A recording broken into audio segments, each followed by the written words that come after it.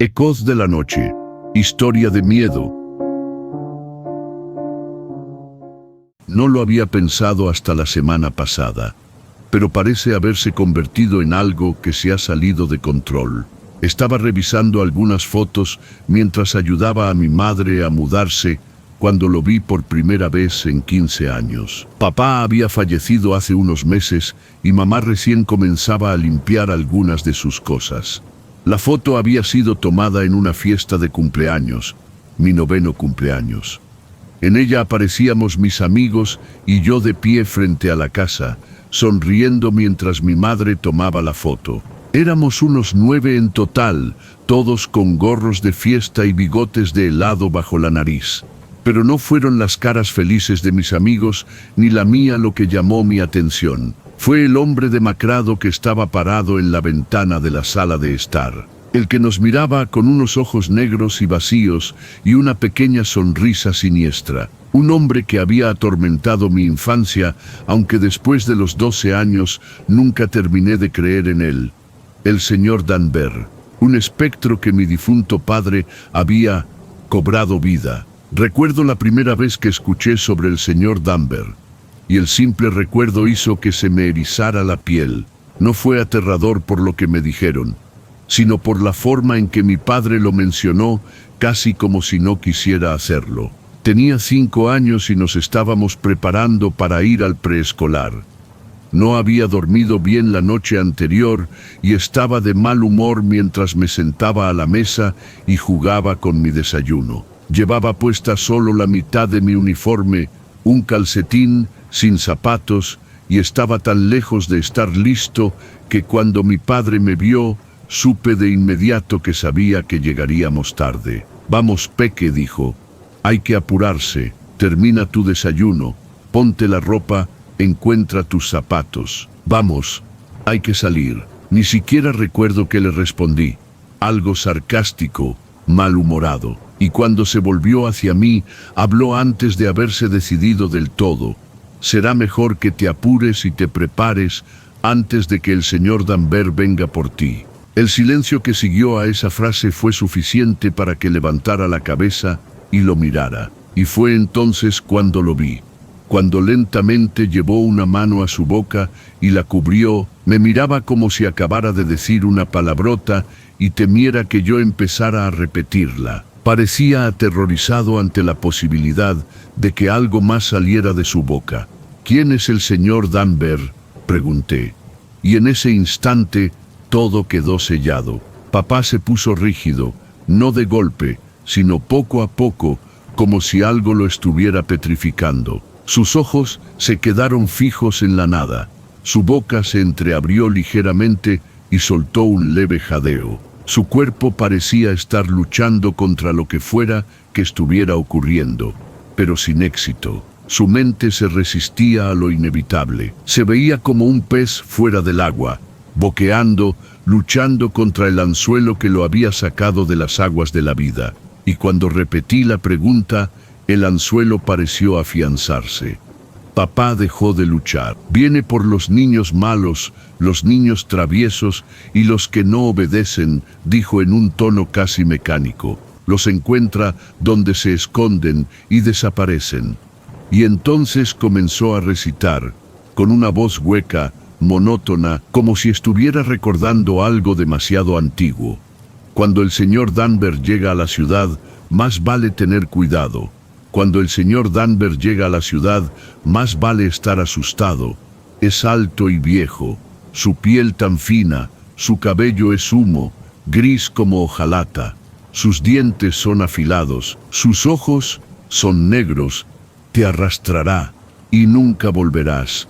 Cuando el señor Danber llega a la ciudad, más vale tener cuidado. Cuando el señor Danber llega a la ciudad, más vale estar asustado».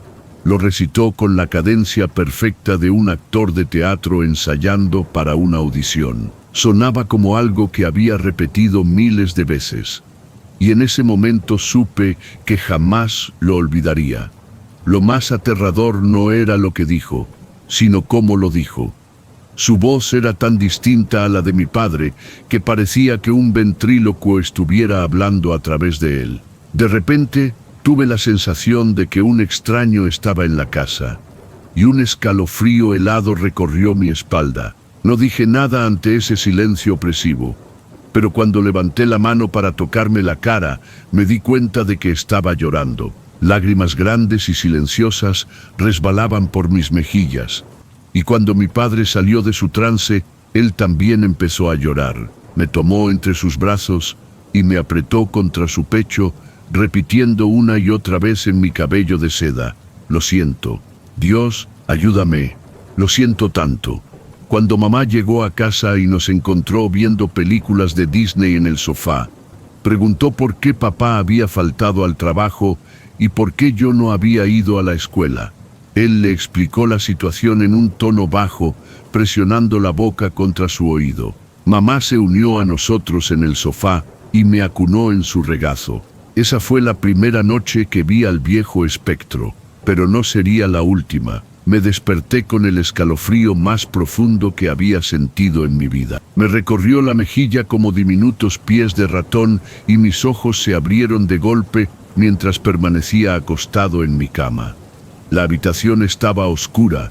Mis juguetes proyectaban sombras por el suelo mientras la luna se filtraba por la ventana. Pero sabía que esas formas espeluznantes no eran la causa de mi incomodidad. Casi podía imaginar que oía la canción que papá había cantado, susurrando en el aire acondicionado y colándose por el respiradero. Pude ver las motas de polvo en los rayos de la luna, bailando al ritmo de un coro espectral. Y mientras los observaba bailar en la luz de la luna, fue cuando lo vi. Estaba encorvado en la esquina de la habitación, con las rodillas pegadas al pecho y los brazos apoyados en ellas. Me miraba desde el pozo de sombras donde se escondía. Cuando se dio cuenta de que yo también lo estaba mirando, una amplia sonrisa se dibujó en su rostro. Una boca llena de dientes se estiró de oreja a oreja, y cuando se puso de pie, escuché sus articulaciones crujir como leña seca.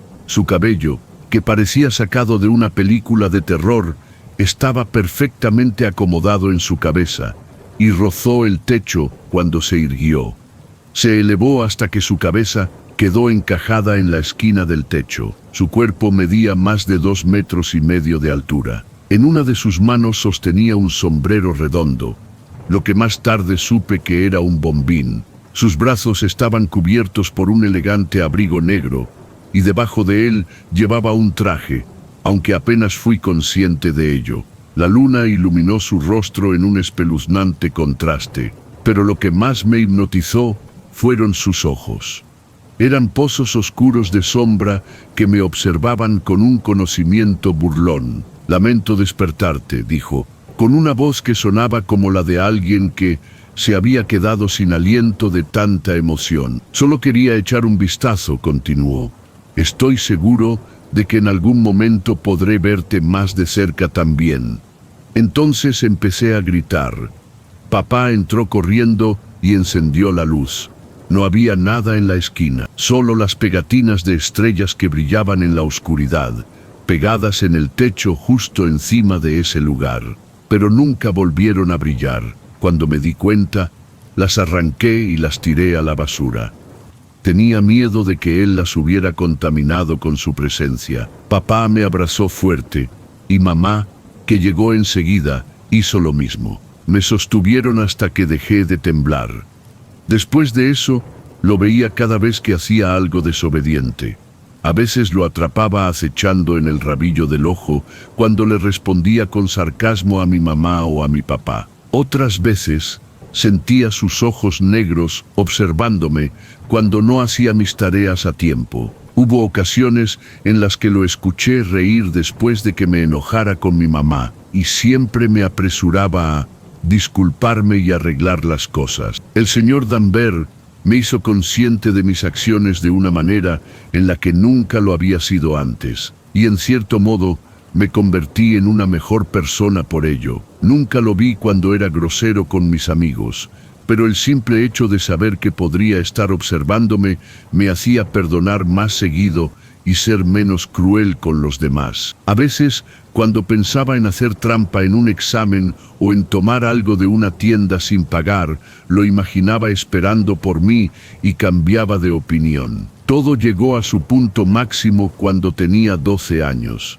El día que escapé de casa, llevaba semanas esperando una pijamada en casa de mi amigo Matt, un evento que era lo mejor del año. Él organizaba una cada vez que cumplía años, y todos íbamos a su casa a comer porquerías, ver películas, contar historias de terror y pasarla increíble. Pero yo tenía un problema. Sabía que, si mi mamá encontraba el examen de matemáticas en el fondo de mi mochila, ese con una enorme fe en rojo, se acabaría la diversión. Lo escondí bien, pero no lo suficiente. Ella lo encontró antes. Logré escapar hacia la fiesta. Mi mamá y yo terminamos gritándonos. No era justo. Le dije que había estado esperando esa fiesta durante tanto tiempo.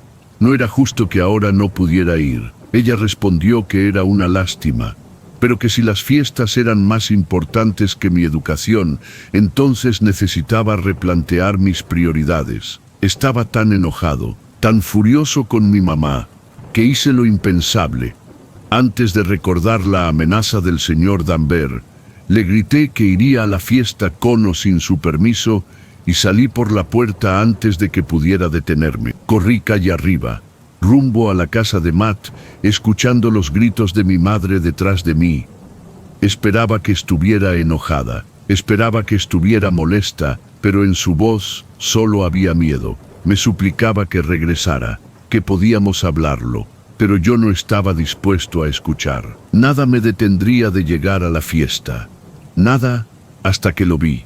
Estaba de pie, bajo un poste de luz quemado, y cuando comenzó a parpadear, recordé la amenaza inminente del señor Danbert, cuando me di cuenta de que aún tenía algo de energía. A la luz intermitente del poste pude verlo con claridad, alto, delgado, con una sonrisa que le estiraba la piel translúcida sobre el rostro como una máscara. Tenía su sombrero en la mano otra vez, su traje impecable, pero lo peor eran sus ojos. Brillaban con la luz parpadeante como los de un animal disecado. Se veía irreal, como una decoración de Halloween demasiado bien hecha. No se movía, su cabeza rozaba la base del poste, y lo único que delataba su emoción eran sus dedos, tamborileando sobre el ala del sombrero, como un perro ansioso por soltarse de la correa y salir corriendo tras su presa. Nos quedamos mirándonos durante 5 segundos. Luego, giré sobre mis talones y corrí de regreso a casa. El señor Danbert también se lanzó tras de mí, pero lo hizo en silencio. Ese detalle me aterrorizó aún más. Giré la cabeza y lo vi devorar la distancia con sus piernas largas y delgadas. Se movía como una araña. Corría como un personaje de caricatura, con saltos exagerados y torpes. Pero estaba ganando terreno. Cada zancada suya valía por 2 de las mías, y yo gritaba. Presa del pánico y la desesperación, abierta desde dentro, supe que estaba a salvo. Me lancé al interior de la casa y me derrumbé en sus brazos, temblando y sollozando. Había estado tan cerca. Podía sentir el frío de la mano del señor Danbert rozándome la espalda cuando me deslicé por la puerta. Podía imaginar sus dedos alargándose solo un poco más, atrapándome, arrastrándome a la oscuridad, y nadie jamás sabría lo que me había pasado. Bueno, mis padres sí lo sabrían, pero ¿cómo podrían explicarlo? Si le contaban a alguien, sonarían como locos, nadie les creería. Tal vez incluso los culparían por mi desaparición. Mi madre me abrazó con fuerza, murmurando palabras de alivio, de miedo, de amor, y en ese momento supe que nunca más desobedecería. Nunca más me arriesgaría a ver al señor Danbert acechando en las sombras, porque esa noche entendí algo. Él era real, y siempre había estado esperando. Abrí los brazos y salté hacia ella. Lo siento, mamá. Lo siento, por favor. Perdóname. Por favor, por favor, por favor. no dejes que me lleve. Presioné mi rostro contra el suyo, sin atreverme a mirar hacia el patio. Mamá susurró que me perdonaba, pero cuando habló con el señor Danbert, su voz era una mezcla de furia y un miedo antiguo. Vete de aquí, todo está perdonado. No hay falta que justifique que te lo lleves. Mantuve mi rostro pegado al de mi madre, pero aún así escuché la voz del señor Danbert, fina y escalofriante, cuando respondió: será en otra ocasión.